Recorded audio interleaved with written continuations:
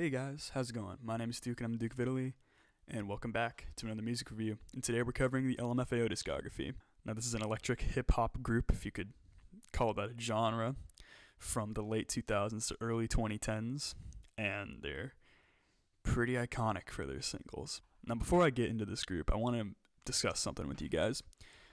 So, something's come to my attention, or really, it's just been in my attention for a while, that we, as people who enjoy music, tend to enjoy sad music more than not.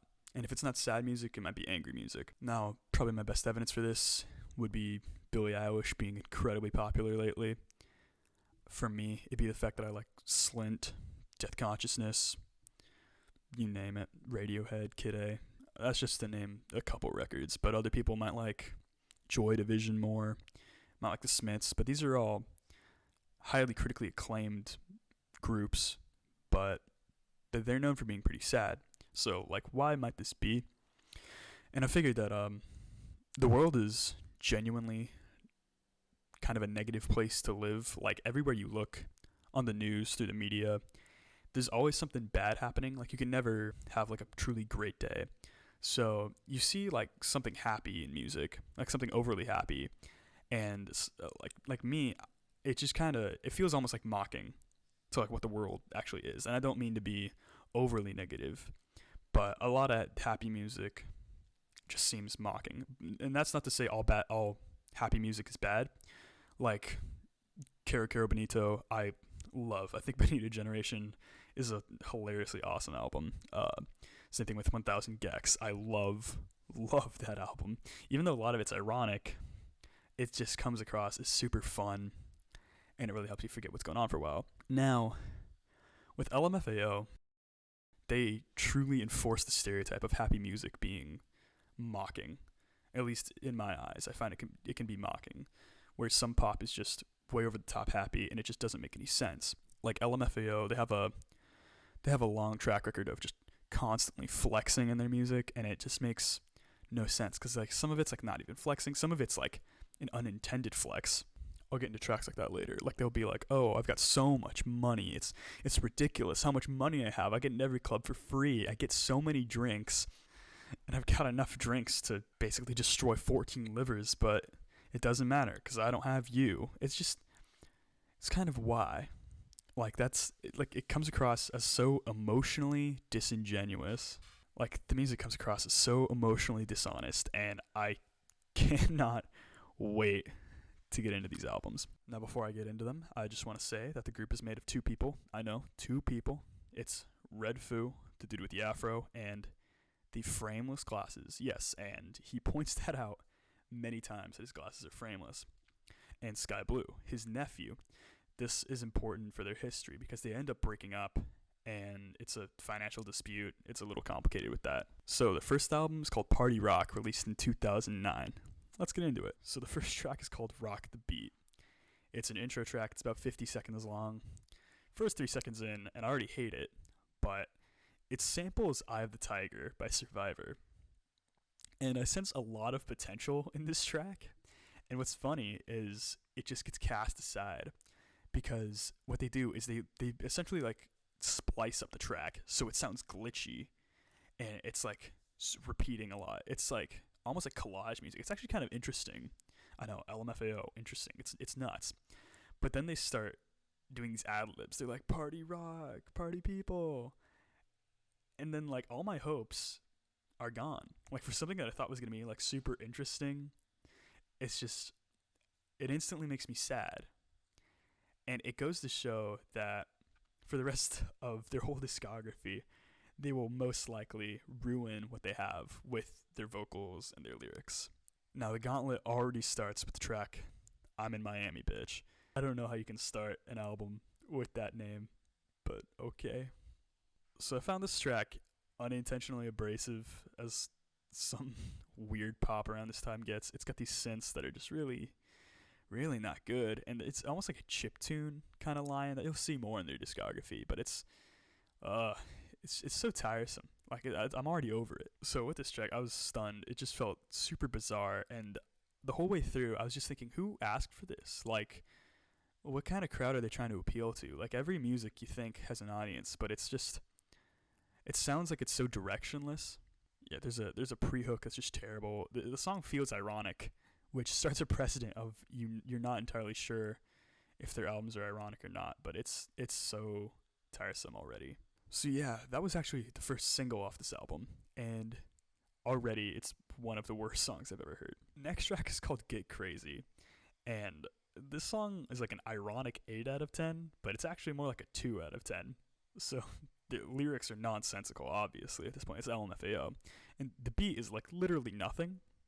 There's a verse about boobs that is just. And then there's like a beat switch up, which kind of makes the track interesting, but like the song is just so weak. Yeah, there's these percussive synth arpeggios that like are super off-putting, and then of course the song overstays by a minute. So yeah, this is honestly the highlight of the album, and it's not even like close to good. So I think you guys can tell where this is going. So the next two songs are love songs, starting off with Lil Hipster Girl. So it's got a Run DMC sample that is sort of okay, but then it's just like the rest of the music, it gets glossed over with just this heavy overproduction. During the verses, the beat's kind of interesting, but just again, the lyrics lack so hard. And out of all the issues of this track, there's about 45 seconds of material that they used for a 3-minute song. So it's mostly hook, and it just keeps going and going. And it's really disheartening to see a track like this. The next track is La La La. I hate tracks that are named something like this, but whatever. We're doing a review here. So the beat is super cheap. The song is incredibly cheesy at its best. It reminds me of Showdown off The Energy Never Dies, which is not a good sign because that's one of the worst tracks on that album. The song feels completely lifeless. The auto-tune on their voice is so much nothing. There's a beat switch, but it doesn't help. And the biggest crime about the song is that it's not even hype. Like, I can like ironically get down with a lot of LMFAO just if I'm like in a club or whatever. I don't go to clubs, but like assuming I'm in a club and I have no idea what's going on, I can kind of get down with LMFAO. I mean, they're bad, obviously. I wouldn't be covering them if they were good right now. But like even this song, like just is a skip in all situations. This next track is called What Happens at the Party. And it's saying it's basically like what happens in Vegas stays in Vegas, except it's at a party because all they do is party. And nothing makes me cynical as a music critic like this song does. The flow in their voices sounds ironic. There's no substance here. There's just nothing. This track makes me think of Blood on the Dance Floor, which is a terrible sign. Biggest crime about this song, it is 6 minutes long. There are Tool songs shorter than that. Yeah, and the song, it was done since 2 minutes through. How can you have 4 minutes of filler in a 6-minute track? And then there's an entire verse that's about cheating on your girlfriend because it's at a party or whatever, which I don't mean to take a moral stance right now, but I think most of us can agree that that's wrong and that you shouldn't be talking about it in a song. So yeah, we're feeling good with this album. This next track is called Leaving You for the Groove. If I ever could describe a song as a negative 1 out of 10, it would be this. If the album was chock full of these, this would probably be the worst album I've ever heard. So it's just saying what we're dealing with here. And it was around this point which I started believing that I'm wasting my life listening to stuff like this. And if you want to listen to the song, knock yourself out. But I don't want to discuss the song even, except I want to say that I would find it impossible to believe that anyone would like this song. However it got passed on an album is beyond me. The next track is called I Don't Wanna Be, which, me neither, guys. It's meant to be sort of like a chiptune line, which is kind of common among poppy songs of this era, unfortunately. They rhyme what's up 4 times in a row, which I'm not big on repeating words for a rhyme, but I mean, come on. I think if Eminem could rhyme something with orange, then you could then you could find something for this. Next, we got the single. And it's probably the single that everyone forgets is an LMFAO song. It's Shots. Now, Shots is the best track on the album, but that doesn't mean it's even near good. Now, obviously, this is featuring Lil Jon, so it's up for the memes at this point. But there's nothing that like helps me describe this album more as like a moral misconception than the beginning of this track calling out for alcoholics to just start taking shots, as if that's a good idea. Yeah, there's a clap snare here. You guys know how much I feel about those. Not fun. There's an infectious hook, but it's repeated over and over again. It's just why? The verse 2's got Red Foo. It's super bad. This song is so dumb, but the verse with Red Foo, it's about getting with women because they're drunk. Wow. I'd call this album incredibly dated for its lyrics, but this was 2009. Was this like okay in 2009? Does someone allow this? Speaking of dated, now we have the track Bounce. This track mentions MySpace for some reason, even though Facebook was used a lot at this point. The intro is pretty dumb, but it's kind of infectious. It gets in your ear. This is the second point in the album where they mentioned the lensless glasses, and I guess this was a trend before 2010. I don't know why, but it's childlike, really. It feels so incredibly immature. Like, were there not even better fashion trends at the time? There had to have been one. What was it, like Heelys or something? I would take Heelys over this. Heelys are actually kind of dope. Like, wear Heelys, but like, why? There's just they're not even like sunglasses. Like why not just sunglasses? Why they have to be lensless glasses? I don't remember if this is the hook or not, but they add pimpin', the word pimpin', at the end of a sentence, and I don't even know if it helps it rhyme, but I think they put it in just to hurt my feelings, because it's grammatically, it's not even like how like a rapper might use like the wrong verb tense or whatever. It's just straight up like they forgot a semicolon and several nouns and maybe like an inactive verb like was or something like that. Anyway, that's enough about that track. I think it's making me lose brain cells just thinking about it. The next track is I Shake, I Move. It's another attempt to just like wriggle into your ear and like wrap around your brain. The lyrics are bad. Is anyone surprised? Not me. The chorus on this track is aggravatingly terrible. There's a glitch breakdown at around 2 minutes, which turns into a synth breakdown, and it just gets. It's not good. This part's never good. I don't know why they included it. I don't know why they included the song. I don't know why they included any of these songs. Now this next track is for the fellas. It's called I Am Not a Whore. Thank you, God. Thank you, God. Can we get Red Foo as the next pope? Please? He says he's not a whore. It's great. He's the most moral of all of us. Why is he not a bishop already? So yeah, the song kind of has the My Humps effect, where you look at the title and you're like, that can't be real. And then it gets more plays because of it. It starts off with this sort of buzzy bass effect, which is okay, but then the synths come in and they just cut it down. This whole song at 1:20 felt like it was done. Like there was nothing else for this track to do. It's impossible to tell who's who in this album, but there starts being ad-lib singing on one of the choruses. It adds nothing except how much I want to stop listening to music forever. This also sharply contrasts with every other song on the whole album. The track is also 60% hook, which is 100% one line over and over, just saying I am not a whore. And then he says, but I like to freak it or something like that. I don't care. See, it doesn't make any sense. Like I get it that like you want to be moral or whatever, except like you said on Shots that you wanted to get with a girl because she was drunk. I think on almost every single track they mention how much they want to get with one girl. This album's gross. It's like grime.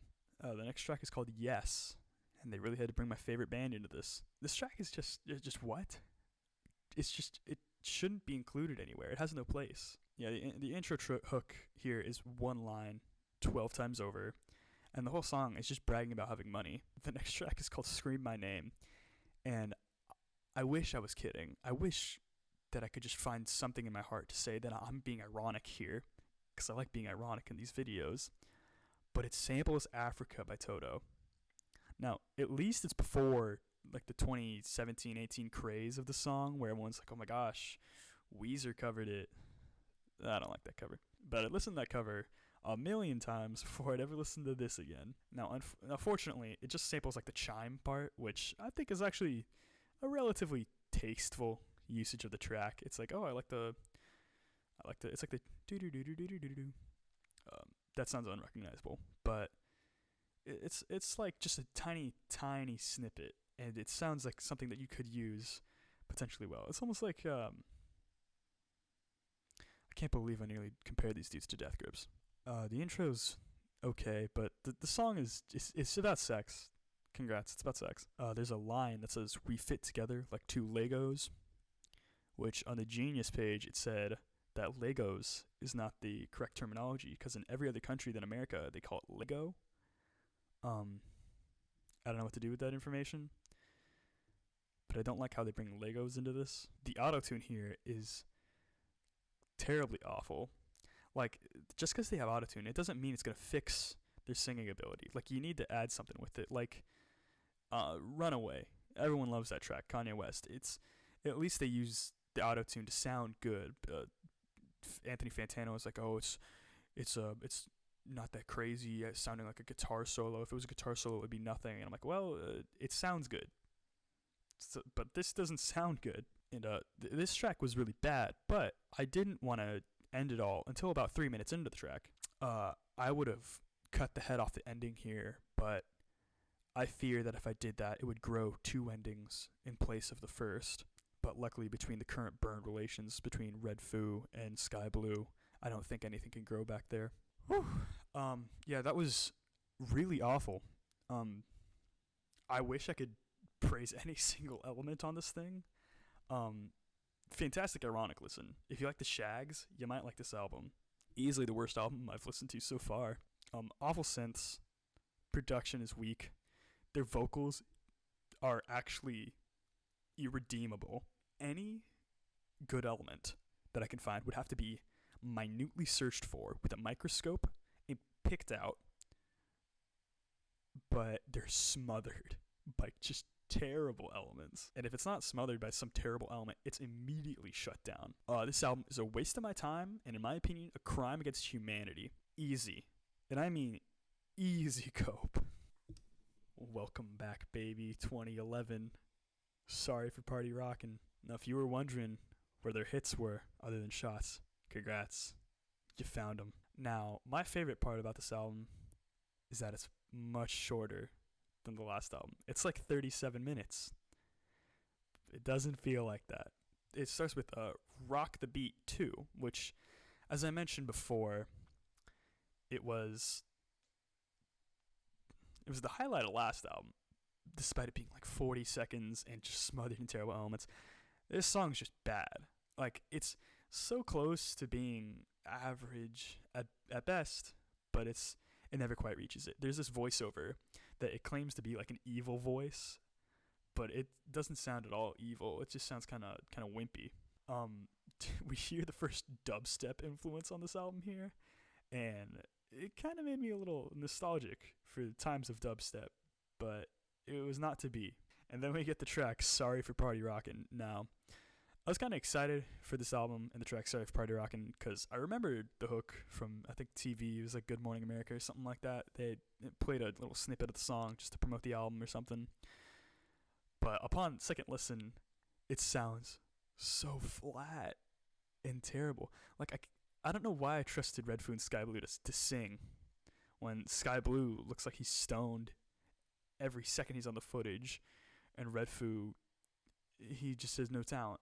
So it's the same generic stuff as always. It's worse than I remember. The flows are okay towards the end, and the lyrics make no sense. He's like, the hook will just show up. He's like talking to his girlfriend. The girlfriend's like, "Why are you so tired all the time?" or something like that. He's like, "Sorry for party rocking, dude." The song is like if you took "Fight for Your Right to Party" by Beastie Boys, which was an ironic track. Like that was meant to be like a joke, and you made it serious. I can't take this seriously though. Whatever. Next track, party rock anthem featuring Goon Rock and Lauren Bennett. So it's hard to truly break down this track because I know it so well because I've listened to it so many times when I was younger, as I imagine you guys probably have too. But the song it's really average, but then you reach the breakdown, it's like a much weaker like bass drop. When I was younger, I actually kind of liked dubstep. I know, cringe, but I thought it was a fun genre. I watched MOG videos, old-fashioned pyrocynical classic stuff, But it's like, why have a bass drop for something hype when there's nothing hype after? So in the part where they say every day I'm shuffling, I gotta commend the album. Like, this was a major risk because it's really trying to invent slang in just a one-off. It's not like saying go dumb, something like that the Bay Area loves to use. That stuff catches on. Or like anything a rapper uses, if it's like a one-off, it's like, wow, that's so hype. But every day I'm shuffling, like, what even is that? But that line became iconic if you were around at that time. I know some of you might be a little younger, but it was really a hot topic at the time. Yeah, it would have made zero sense without it getting popular. Like, they had the shuffle bot idea, just everything. So I gotta commend it for the cultural impact, despite it taking us back to the Stone Age for a minute. Yeah, but the track, it goes on for too long. Is the whole concluding part is just terrible. It reminded me of some times when I felt a little happier about music though. But yeah, it's not as good as I remember. Next we got the highlight of this album, Sexy and I Know It. So the pre-chorus is dumb, the chorus is dumb. The instrumentals post-chorus are kind of okay. It's kind of comedic and the production's okay, but it's really just like an average track at best. It's ironic. But then it reaches the wiggle part where he says wiggle, wiggle, wiggle. And it's really them trying to invent slang again, but this one didn't catch on because your audience is kids for the most part. Because it's top 40s pop. Ah, man. Yeah, every time I hear that hook, like, I was kind of jamming to the song a little bit, and then that came on, I'm like, ugh. It made me, like, realize how cringe the whole song was. Gauntlet starts now, by the way, of the album.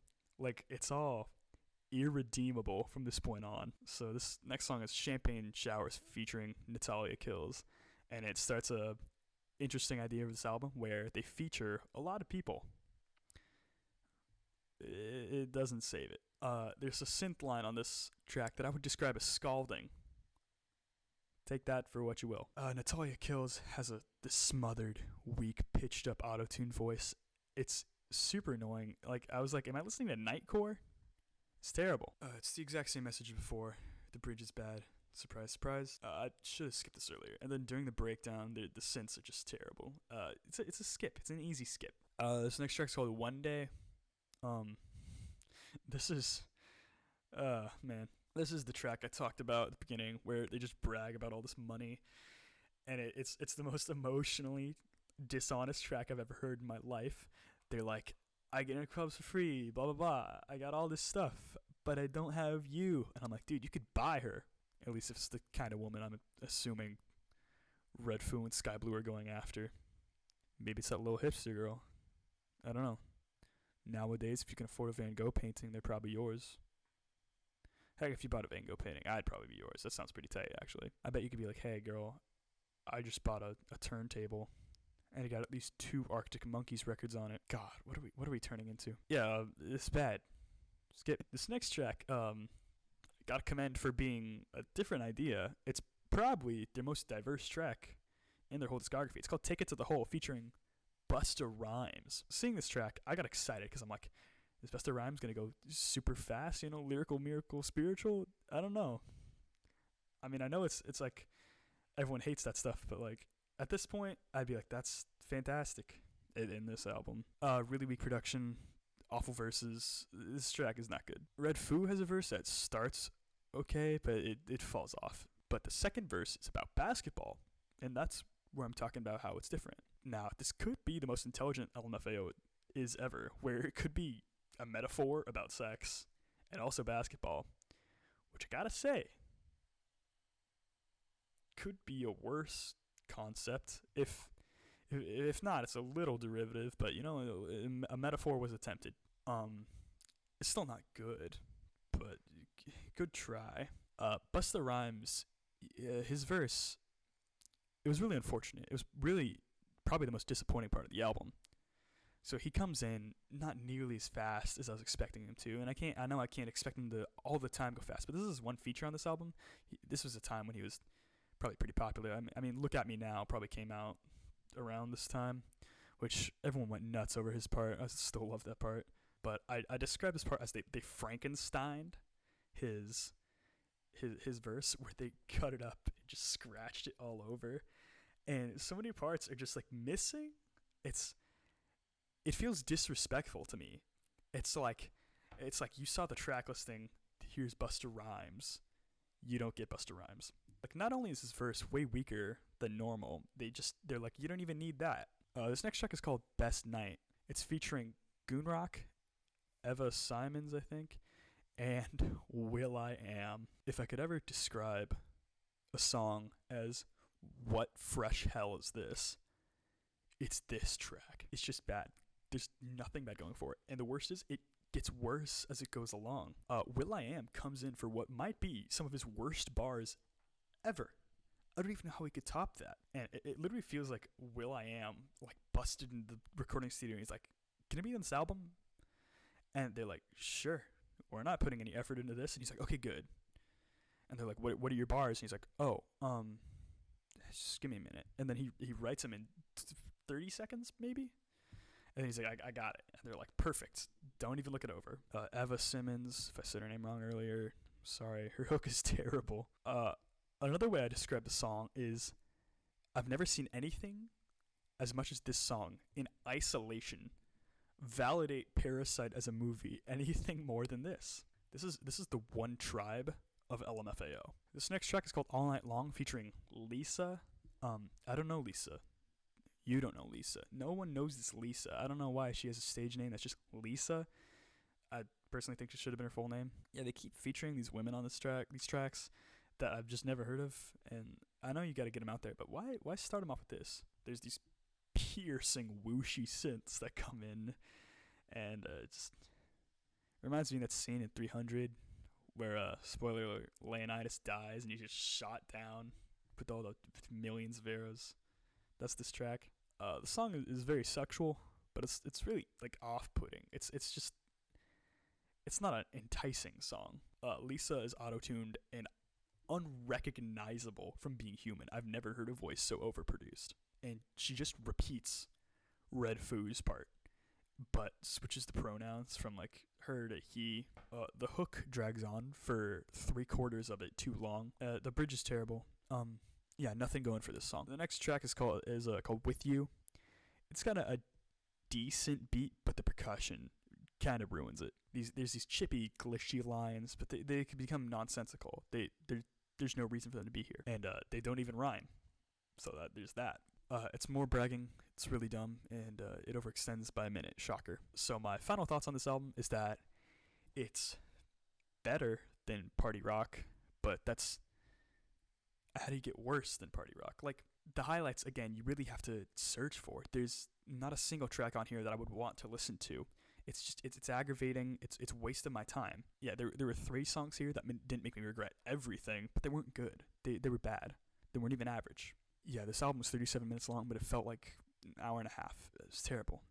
Cope.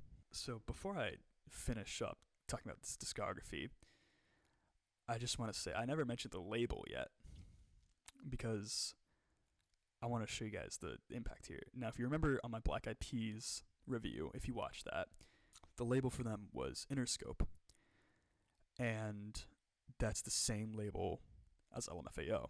So that's part of the reason that the tracks are so bad and they feel so dated today. Like, I loved most of these stuff when I was a kid. I never listened to a lot of LMFAO, but like the tracks I knew I liked as a kid.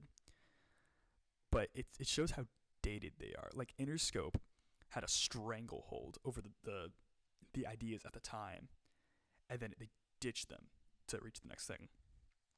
And as bad as this sounds, you think, oh, well, they're gone. Their stars are gone. No. Under the name of Interscope today, you have Kendrick Lamar, Playboi Carti, Machine Gun Kelly, Billie Eilish, and many more. And that's kind of, I feel like it's part of why I'm not super big on popular music today. Like I like some of Billy. I like a lot of Kendrick Lamar. I'm not even gonna lie about that. Playboy Cardi, second to God, but it's not a good sign for any of these people. It's just gonna show that they're gonna have a decline again. And who knows? Maybe in 10 years' time, I might think Billie Eilish's album is one of the worst things to ever happen. But yeah, this album is incredibly disheartening. And even though I discussed sad music earlier and how it's really appealing, this album makes me almost as sad as Have a Nice Life or Spiderland or Shoo Shoo. I thought this second album would be an easy listen because it was 37 minutes. I was wrong. I don't know how many discographies I could describe as this, but this discography is a cope. I have to cope.